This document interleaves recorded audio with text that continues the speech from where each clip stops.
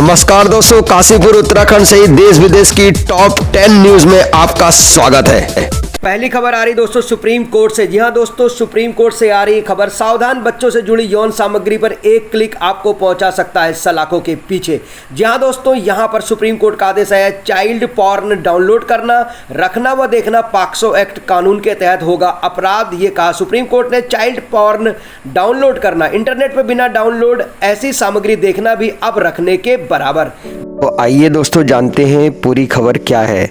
दोस्तों आपको बताना चाहेंगे कि नई दिल्ली सुप्रीम कोर्ट ने चाइल्ड पोर्नोग्राफी यानी बच्चों से संबंधित यौन सामग्री को डाउनलोड करने, अपने पास रखने या देखने मात्र को यौन अपराधों के तहत संरक्षण यानी पॉक्सो अधिनियम के तहत अपराध करार दिया है।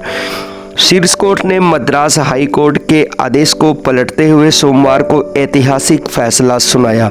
पीठ ने यह भी कहा कि भले ही ऐसी सामग्री को दूसरे तक फैलाया नहीं गया हो, पर कोई व्यक्ति यदि इसे अपने पास रखता है तो वह पॉक्सो और सूचना प्रौद्योगिकी कानून के तहत अपराधी होगा। इंटरनेट पर बिना डाउनलोड ऐसी सामग्री देखना भी पॉक्सो अधिनियम की धारा 15 के तहत अपने पास रखने के समान अपराध माना जाएगा।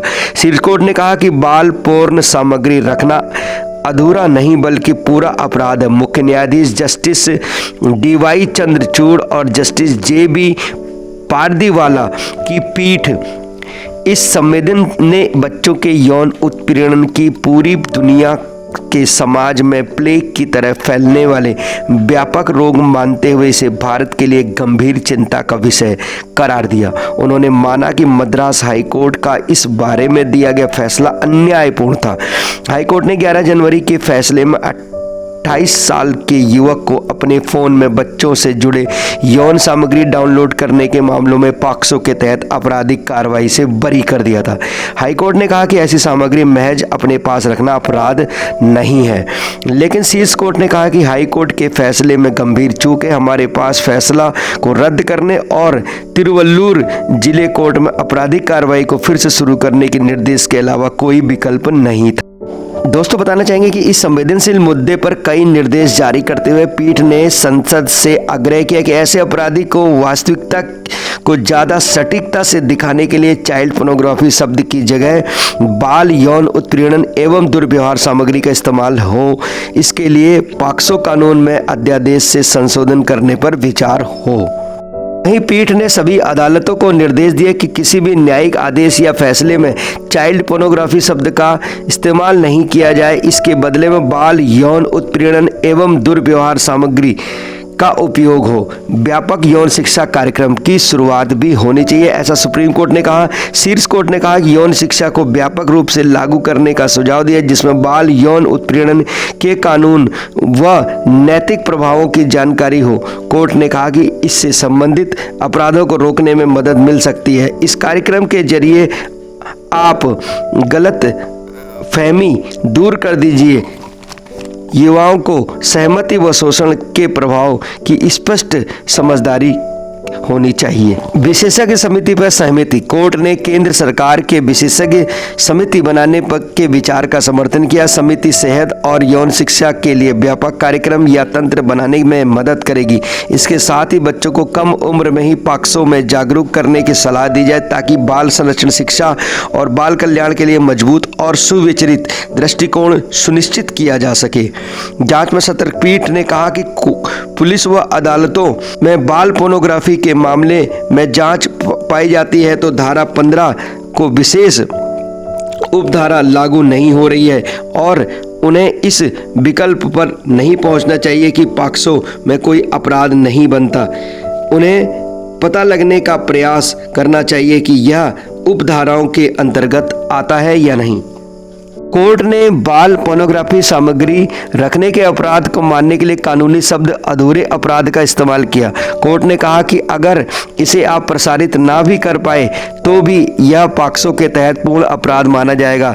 CJI जस्टिस DY चंद्रचूड़ और जस्टिस JB पादरीवाला की पीठ ने कहा कि अधूरे अपराध को ऐसे आपराधिक कृत्य के रूप में परिभाषित किया जाता है जो किसी और अपराध की तैयारी में किए जाते हैं। अधूरे शब्द का मतलब अविकसित या अधूरा होता है। कोर्ट ने कहा कि आपराधिक न्याय शास्त्र में आमतौर पर अपराध करने के लिए आपराधिक इरादा रखना अपराध करने की एक शर्त होती है। अधूरे अपराधों के सिद्धांत आपराधिक न्यायशास्त्र की आधारशिला है। इसका उद्देश्य उन लोगों की कानूनी जिम्मेदारी को संबोधित करना है जो किसी ठोस अपराध को करने की तैयारी में लगे हैं।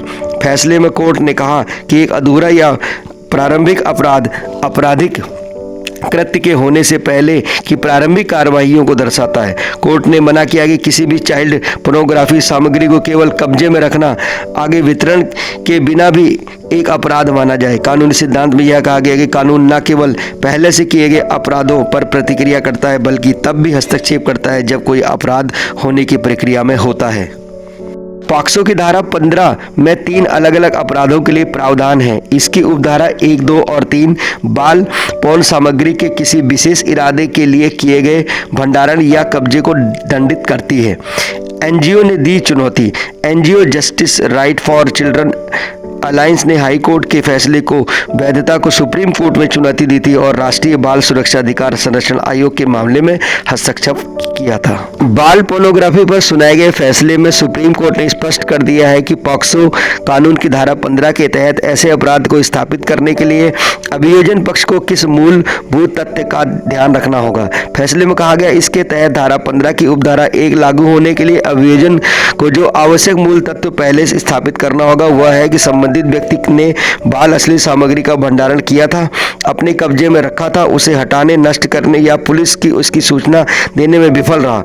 200 पेज का फैसला लिखने वाले जस्टिस पादरीवाला ने कहा कि हम सुप्रीम कोर्ट रजिस्ट्री को उचित कार्रवाई के लिए इस फैसले की एक प्रति कानून और न्याय मंत्रालय के प्रधान सचिव और महिला एवं बाल विकास मंत्रालय के प्रधान सचिव को भेजने का निर्देश देते हैं।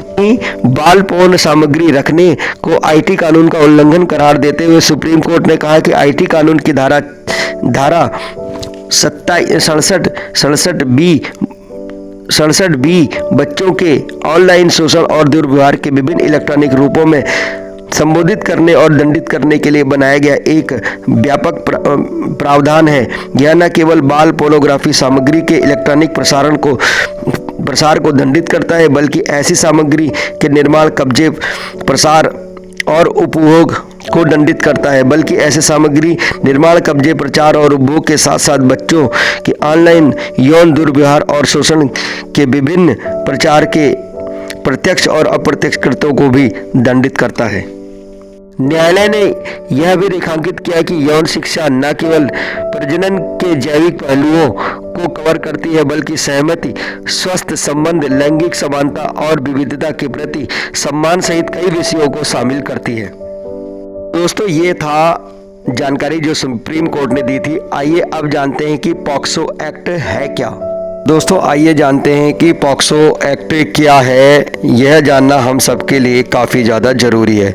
तो दोस्तों, मैं बताना चाहूँगा आपको कि पॉक्सो एक्ट का कानून क्या है।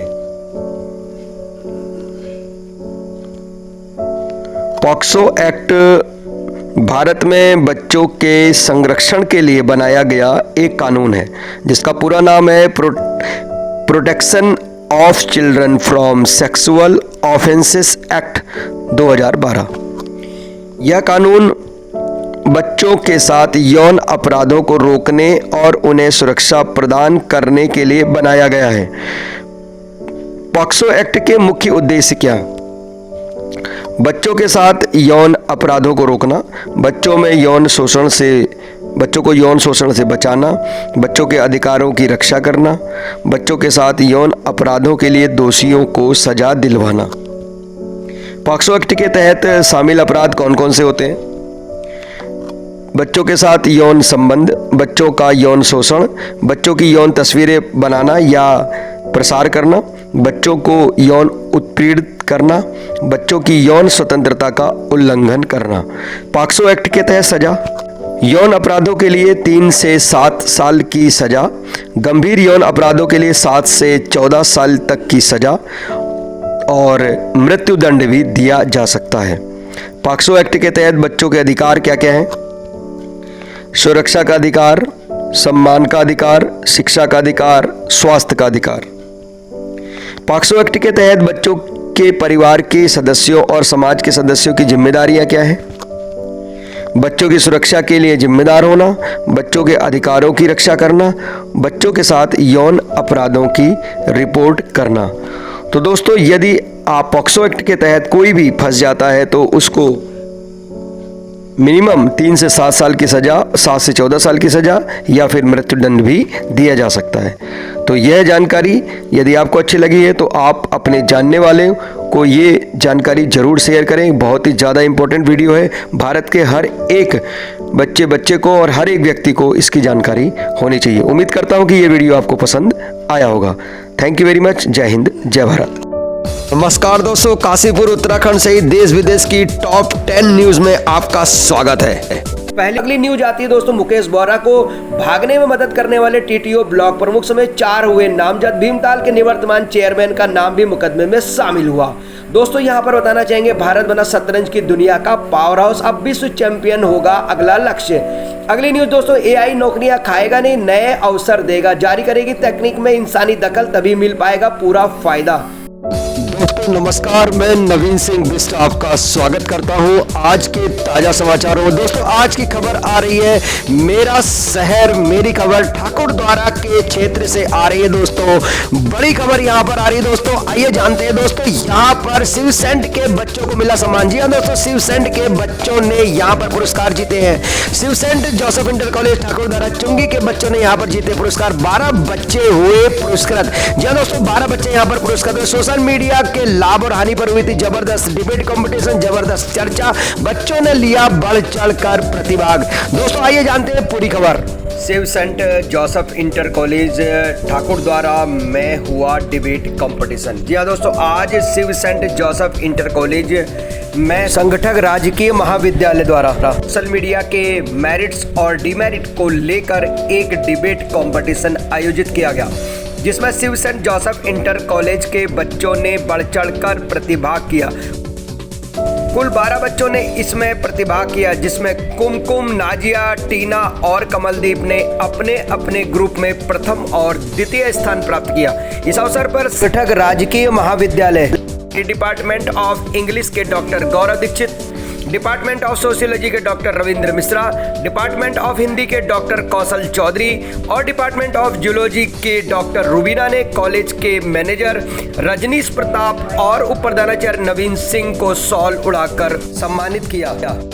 और यहाँ पर जुडिशियल मेंबर चेतन सर और मुकेश सर ने कार्यक्रम में अपना सहयोग किया। यहाँ पर दोस्तों आपको बताना चाहेंगे, यह प्रतियोगिता संगठक राजकीय महाविद्यालय के द्वारा आयोजित की गई, जिसमें सोशल मीडिया को लेकर यहाँ पर एक डिबेट कंपटीशन आयोजित किया गया। कार्यक्रम के अंत में कॉलेज के उप प्रधानाचार्य नवीन सिंह बिष्ट ने सभी आए हुए प्रोफेसर्स का बहुत बहुत धन्यवाद अदा किया और यह भी आश्वासन दिया कि आगे भी इस तरह की प्रतियोगिताओं में आपका पूरा सहयोग किया जाएगा।